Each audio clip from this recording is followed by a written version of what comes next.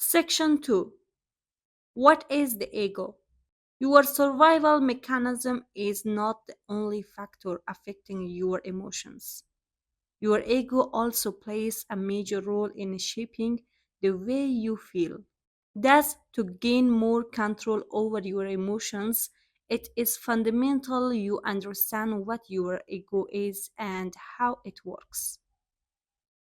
Now, let's clarify what we mean by ego. We often say of someone he has a big ego, referring to the ego as something close to pride.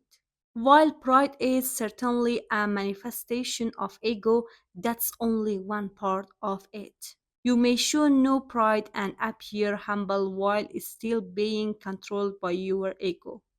So, what is the ego? The ego refers to the self identity you have constructed throughout your life.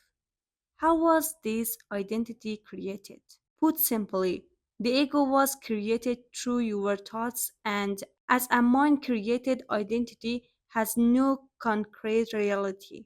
Events that happen to you bear no meaning in themselves.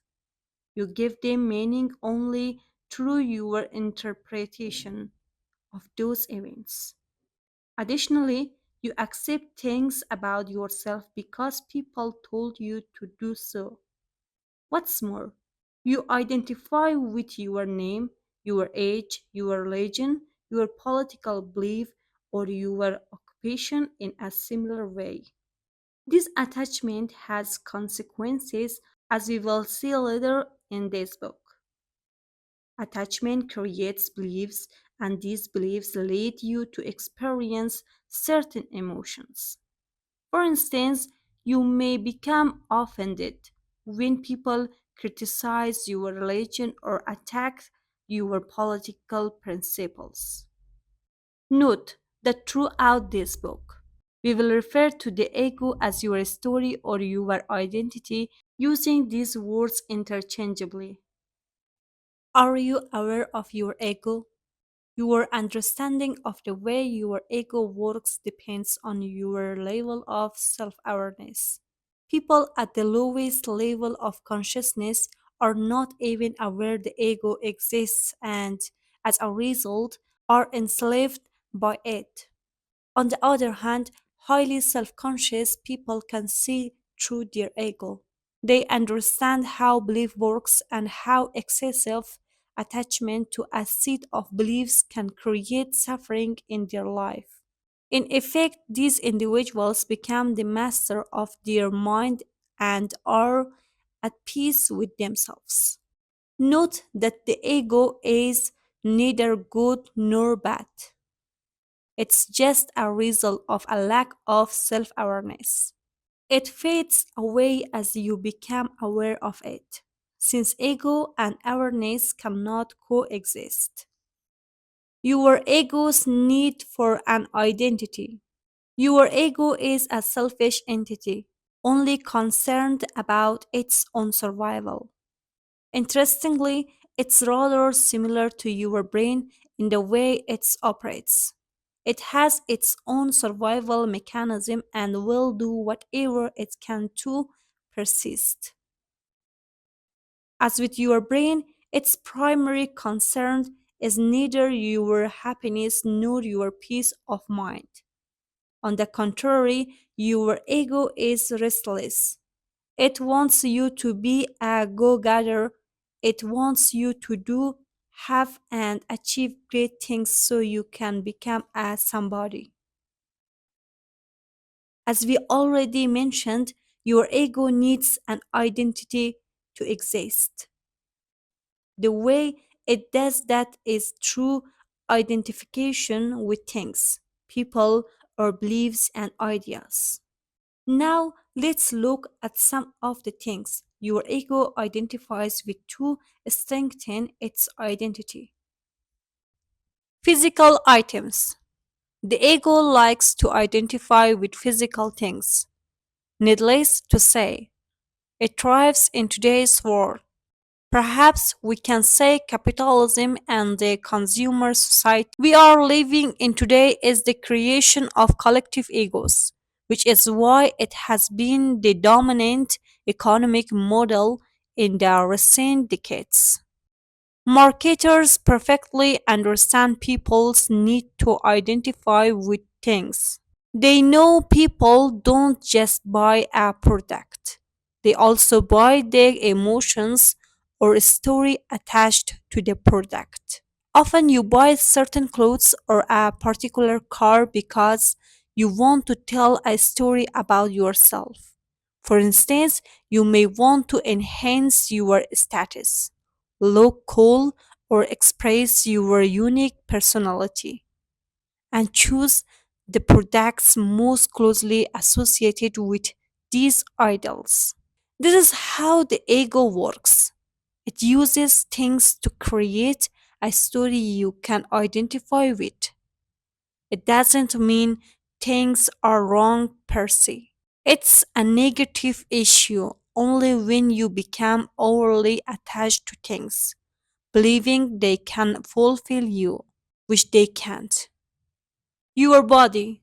Most people derive their self worth from their physical appearance. Your ego loves the way you look because it is the easiest thing to recognize and quantify. When you strongly associate with your physical appearance, you tend to identify more easily with physical and emotional pain. Believe it or not, you can observe your body without identifying with it. Friends, acquaintances. The ego also derives its sense of identity from your relationships with others.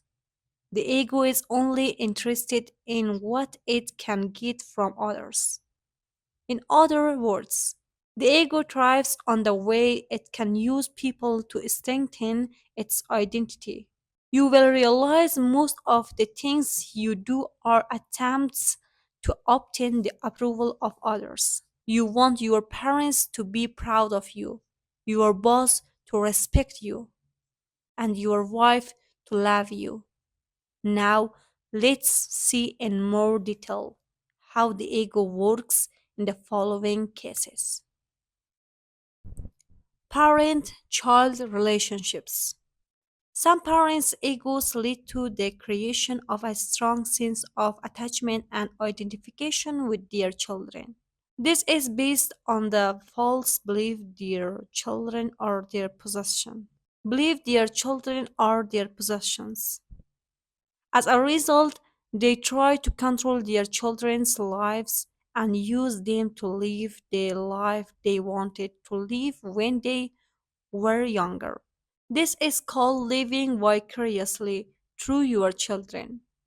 You see this all the time. Next time you watch a junior soccer or baseball game, watch the parents on the touch line to see how some react. Try spotting the parents living vicariously. They are the ones screaming the loudest and not simply in encouragement. This may happen largely unconsciously. Couples. The feeling of needing someone is very much a play of the ego as well. Anthony de Mello has a beautiful way to put it when he says, loneliness is not cured by human company. Loneliness is cured by contact with reality, by understanding that we don't need people. Anthony B. Mello. Once you realize you don't actually need anyone, you can start enjoying people's company. You can see them as they really are rather than trying to get something from them. Your beliefs. Your ego also uses beliefs to strengthen its identity. In extreme cases, people become so attached to their beliefs they are ready to die to protect them. Worse still, they are willing to kill people who disagree with them. Religion is a perfect illustration of the dangers of excessive attachment to beliefs. The ego will use any belief to strengthen its identity, whether these beliefs are religious, political, or metaphysical. Other objects of identification. Now let's have a look at a non-exhaustive list of things your ego generally derives its identity from: your body, your name, your gender, your nationality, your culture, your family, friends, your beliefs, political beliefs, religious, and etc. Your personal story, your interpretation of the past, your expectations regarding the future, your problems, illnesses, financial situation, victim mindset, etc. Your age, your job, your social status, your role as employee, homemaker, parental status, employment status, and etc. Material items, your house, car, clothes, phone, and etc. Your desires. The ego's main characteristics. Here are some main characteristics of the ego. The ego tends to equate having with being, which is why the ego likes to identify with objects. The ego lives through comparison. Your ego likes to compare itself with other egos. The ego is never satisfied. Your ego always wants more: more fame, more staff, more recognition, and so on. The ego's sense of self worth often depends on the worth you have in the eyes of others. Your ego needs the approval of other people to feel valued. The ego's need to feel superior. Your ego wants to feel superior to other egos. It wants to stand out and needs to create artificial separations to do that. Here are some stratagems it employs: enhancing its value through people. If you have smart, famous friends, your ego will associate with them to strengthen its identity. This is why some people laugh to tell others how smart, rich, or famous their friends are. Gossiping. People gossip because it makes them feel different and superior in some way. This is why some people like to put other people down and talk behind their back. It makes them and everybody else in their gossiping group feel superior. Manifesting an inferiority complex. This hides a desire to be better than others. Yes, even in this case, people want to feel superior. Manifesting a superiority complex. This hides the fear of not being good enough. Looking for fame. This offers the illusion of superiority, which is why people often dream of becoming famous. Being right. The ego loves to be right. It's a great way for it to affirm its existence. Have you noticed that everybody from Adolf Hitler to Nelson Mandela believe they are doing the right thing? Most people think they are correct, but can everybody be right? Complaining. When people complain, by definition, they believe they are right and others are wrong. It works with objects as well.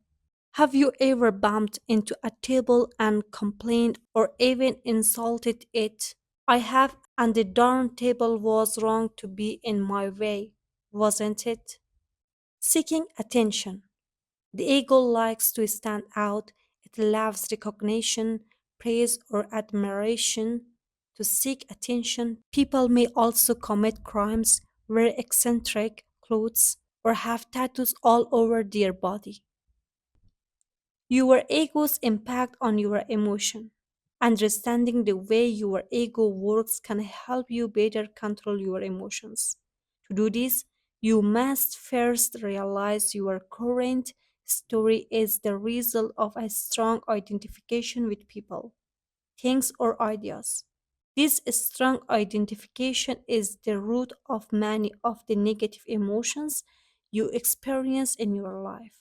For instance, when life does not unfold according to your personal story, you get upset, or when someone challenges one of your beliefs, you become defensive. In short, most of your emotions are based on your personal story and the way you perceive the world. As you replace your current story with a more empowering one, while at the same time letting go of your excessive attachment to things, people, or ideas, you will be able to experience more positive emotions. Later in this book, we will see how you can change the way you interpret events.